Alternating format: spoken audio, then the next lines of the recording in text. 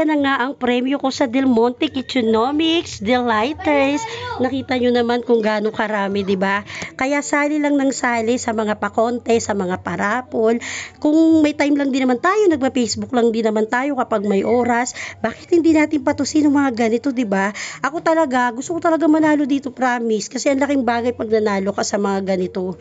Kahit hindi cash, yung produkto pa lang sobrang bongga na.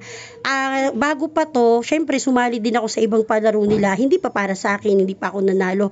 Eto, ibinigay na talaga sa akin kasi ano na talaga, eto na yung para sa akin. Nanalo na talaga ako at ang bongga. Promise, may pa-certificate pa ang effort, 'di ba? Sobrang effort ng Del Monte. Kaya i-follow nyo po sila. I-follow nyo, mag-share kayo, mag-like, mag-invite kayo na magjo-join sa group nila at sumali kayo sa mga contest. Again, thank you so much, Del Monte. God bless po.